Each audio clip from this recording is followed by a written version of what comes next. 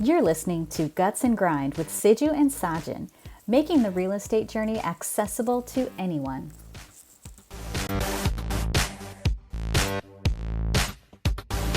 All right, guys, we're back again this week, episode 12, and we are going to be covering how to add value to your investment property. With that said, I'm here with my buddy and co-host, Sajin Abraham. What's up, everybody? How's it going, man? Good. Things are good, dude. Things are good, man. Same old stuff. Just another day of I guess the front on COVID is getting a lot better now, right? Like things are being a little bit more open, which is nice. Like I'm still masked up or whatever, but I got all my shots, and so that feels good. I feel a little bit more protected. But yeah, things are good. Can't complain. Same here. Good, man. I'm glad you're vaccinated. We could probably at least do this in-person session maybe one time. Yeah, we do. I think that'd be fun, man. Since we're both vaccinated, like I think it'd be nice to be able to sit in a room and actually get this thing going face to face, Oh yeah, for sure. But no, other than that, everything else is good on our front. I'm working on a couple projects myself, so hopefully I can maybe share some of that at some later episodes. Actually, it may kind of stem off of this episode on how to add value. I'm actually working on kind of cleaning up one of my houses, so it'll be a good thing that we'll probably add some content around. So that's good. It's always good to have like a real life scenario of how this whole game works, right? So I know for me that's how I learn better. Like when I'm actually seeing someone do it or I'm actually in it.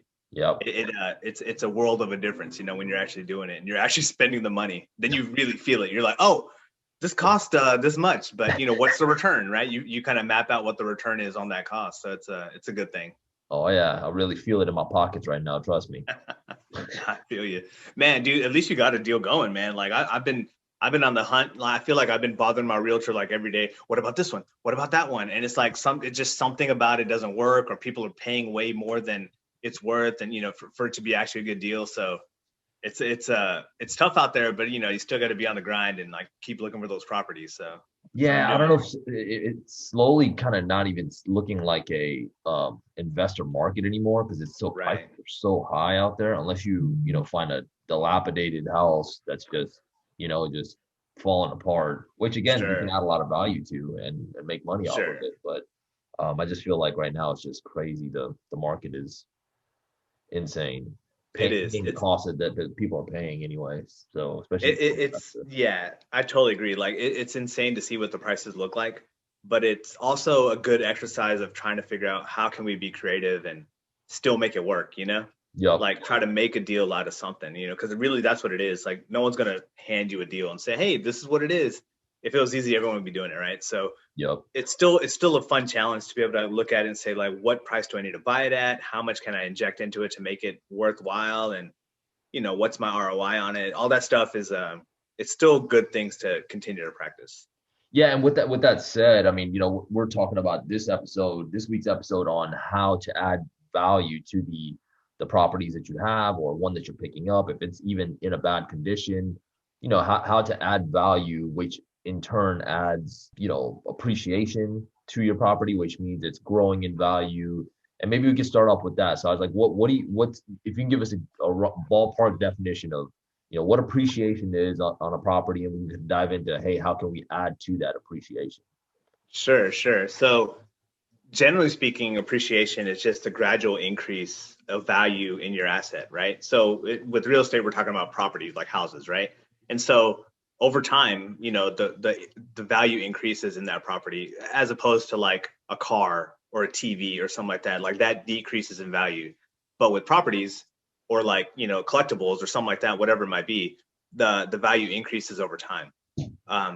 Another thing with properties, like you have the ability to enhance it, to make it nicer. Like if you do updates and stuff like that, which that'll also is kind of like forced appreciation. Like you're injecting money into it, and then that's going to increase in value too. So that's generally what, in my eyes, what appreciation is. Yeah, and you're right. And I think in this day and age, especially, there's another word called inflation out there. What's happening is basically, you have these stimulus packages that are being printed. money being printed and just pumped into the government, not into the government, but into the economy, and Right. basically lowering the value of your dollar. So your dollar today may not be worth $1 tomorrow because there's so many more other dollars flying into the market because they're printing it in, Yeah, right? It's, that's it's right. No, like, that's true. That's it's the very true. value of that. And so what real estate does is allow us to, increase, our dollar value through a property, right? Appreciation. Right. And that's what, because over time people are wanting these houses. We just talked about in the beginning. It's people are paying outrageous costs for these houses, and that's because it's due to appreciation and there's a demand for it.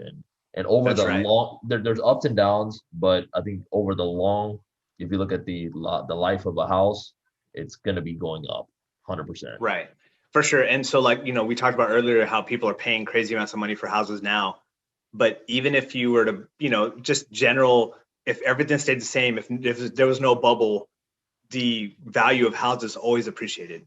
Like a house that was 10 years ago might have been $100,000, and then 10 years later, today it might be 150, right? And that's not because of any bubbles, not because of anything crazy. It's just how Natural. it works with real estate, right? And Yep. so we talked about like the natural progression, the market shifting the value of your property. That's one thing. And then I also hinted at forced appreciation by adding value, like fixing up things. So do you want to talk a little bit more about that, Siju, as far as what that might look like? Like what can you do to a house to increase the value?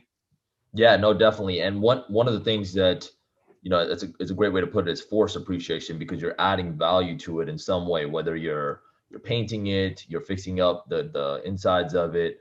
And a lot of people have heard these specific areas that I'm probably putting out there, but on a house, these general areas will always add value because, those are areas that people always use. People are always in those areas, kitchens, uh, bathrooms, and then just a complete paint job, usually for the whole house. If you want to do inside or outside, totally again up to your budget and all that. But if you just do a nice paint job on the inside of the house, you'll add that much more just walking into it. So I'm working on a project right now, which I'm trying to clean up some of the insides of it, and hopefully I can show this in a future episode. But it's just amazing what I think I was talking to you about this earlier, and it's amazing to see the transformation. So we're actually redoing the flooring and just the paint. So if you do just the flooring, just the paint, it's amazing. Like it's a night and day difference of like it's like a new house. And so people you will add internal value to that piece of property if you update those pieces of items.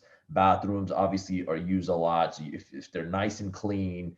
And one thing to kind of keep in mind is keep it super neutral when it comes to colors, grays, whites, blacks, not blacks, but like just standard colors that you paint on houses, and don't try to go out there and put your greens and accent walls and things like that. I find, especially with the investment house, you don't want to spend too much money on those kind of things. You want to standardize it and just use your very neutral colors that people can at least see themselves actually living in it.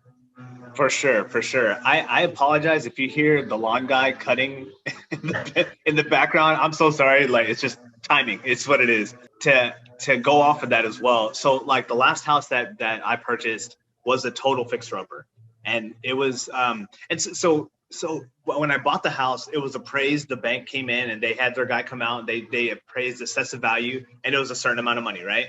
And then I knew that it was going to be low based off the market because it was just really bad. I mean, people were living in it, but it was just like, it wasn't just paint and it wasn't a lipstick job. It was like we had to repipe the house. We had to kind of rip out a few things, tear down a few walls and stuff like that. So after that's done, I was able to have the bank come out there again and reassess the value, and the increase based off of me updating the kitchen. And that means putting in new appliances, paint, tile, backsplashes, things like that, updating the bathrooms. It was, I mean, the increase was ridiculous as far as like, and of course, money had to be injected into that to make it happen, right? Yep. But the money injected was significantly less than the value that it increased. And so that's kind of how that game works when you're talking about forced depreciation, where you're coming in there and you're being mindful of what you're spending, but you're not afraid to spend the money because on the back end, it's going to increase the value of that whole property overall. And I'm not selling these properties, but it puts us in a better position to say, hey, this house that I got for, I'm making up numbers, 100,000, I put 20,000 into it, and now it's worth 150 because, you know, the market's hotter and, you know, oh, now this is a nicer house compared to the houses that are comparable. You can't, I don't want to say you can't lose, but you can't lose really. I mean, like it's for the long haul. And also, like, when you're doing these upgrades, even if you're not selling it, it takes away the headache of, oh, do I have to repair this, or am I gonna have to worry about this leak or whatever, because you've already done it. You've already done all the capital expenditures been done on the front end. On the flip side, you do also just have to be careful and run your numbers, right? You want to make sure you're not overdoing it. I touched on it a little bit. You don't want to put in, you know, high-end fixtures. You don't want to put in high-end, you know, backsplashes and things like that will blow your budget out, but then you won't equate to the appraisal value whenever they go to reappraise the house, right? So Right. if it's a low-end neighborhood, they're not going to be able to, you know, meet those comparables, because if a house next to you is selling at top dollar for 150 and you put all these high-end finishes in expecting 200,000 for your house, you may not get it. So you have to be smart about it and run the numbers whenever you do these upgrades. One last thing I forgot to mention also is curb appeal. So just even a fresh coat of paint on the outside of the house, nothing crazy, and just, you know, getting the lawn done and trimmed out makes a huge difference for the appraisals and just for people that are looking for, you know, purchasing or even buying it. So no, like all that stuff makes a difference.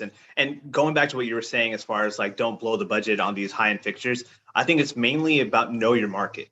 mm-hmm. If you're in a high-end neighborhood and you bought like a high-end neighborhood house, you don't want to be in any scenario, you don't want to be the best house on the block. Yep. Because you'll never have any comparables to justify it, because you're the top dog, right? Yep. But if you're like just below that or kind of in the middle, and you can make the numbers work in that middle pocket, like that's where you want to be, because that's where you get your most value. That's where you could like look at it and say, well, that house sold for this much and I'm not asking for that much. I'm just, you know, I'm comparable. Like if all the houses in the neighborhood have granite, then mine has granite, you know? Yep. Things like that. Yeah. So there's options. Again, we say it's a hot market. All the nice built up houses are all being taken up and swooped up. You know, there may be an opportunity for you guys to buy something that's, you know, needs a little bit of work, even just a quick paint job, things like that. I mean, just because of cosmetic stuff, I actually love doing those kind of things. And hopefully it doesn't lead to something more larger issues, but, you know, just the cosmetic workarounds are so easy to get done and kind of, you know, either reuse it or flip it or whatever you guys want to do. Yeah. But with that said, Saj, I mean, anything else as we close out this session is that you could think of? Yeah, like as far as like the forced depreciation, like you know, adding value to your house. At first, it is intimidating because the first houses that I bought were the ones that I lived in. So it's like I didn't really have to do any kind of work to it because it's like it was move-in ready, right? And so those are just easy and comfortable, but there's really no money to be made as far as appreciation, right? You're at the mercy of the market, and if the market increases, you increase as well. But as time progressed, I started buying these properties that needed a little bit of work. The next house was like, okay, I need to change out the carpet because it was all stained and I need to paint the house. And so I view that as very cosmetic. It's just rip out the carpet, put in some laminate flooring, put some, you know, modern colors on the wall, paint the ceiling, freshen it up, right? Yeah. And so I got comfortable with that, and you realize it's not as bad as I made it to be in my head, right? Yeah. And then the last house was this total rehab. Like I had to repipe, and I had to, you know, refresh all the kitchens. I mean, the kitchen and both bathrooms and like all these things. Like it was just, I had to repair walls. I had to deal with termite damage. I mean, there was all these things. But now that it's under my belt, I'm like, you know what? That wasn't as bad as I thought it was going to be, right? As far as like, oh, what a hurdle to jump. It wasn't that big of a hurdle. So take your baby steps and like do what you got to do. But just the biggest thing is like know your market, know where the value is, and put your money where the value is going to, you know, come out. Agree. And I think you even phase some of the rehab that's being done. So if it's not in your budget to do everything at once, do the painting first. Paint the outside first, you know, and then you get a renter in there. And then slowly when they get out or move out, maybe you can paint the inside. Maybe you can just slowly do, you know, bits and pieces, do all the flooring one through one, you know, transition. That way you're not kind of inundated with everything unless you have the money for it. But sure. Other than that, yeah, it's just adding value and just you can actually grow your investment organically. So, you know, this investment that you're using as real estate, we always consider it's always appreciating naturally, but then you can also forcibly increase value to yourself by doing some of the things that we suggested. Yeah, for sure, for sure. No, I totally agree. Awesome. So with that, I think we'll wrap up this week's episode. Hope you guys enjoyed. As usual, like and subscribe. I always feel like real weird saying, "Hey, like and subscribe." But it does help, and it makes us feel good. More than the like and subscribe, I would love to see more comments. I want to know what y'all are thinking. What are your thoughts on forced appreciation? What are your thoughts about doing upgrades on a house, and even just other topics like. We're getting topics from people that are watching and some friends that are saying, what do you think about this? And can you talk about that? And that's great because we just want to know what y'all want to hear. And again, we're not professionals, as far as we know everything, but we know a little bit. So whatever we do know, we just want to share. So let us know and, keep us posted on what y'all want to know.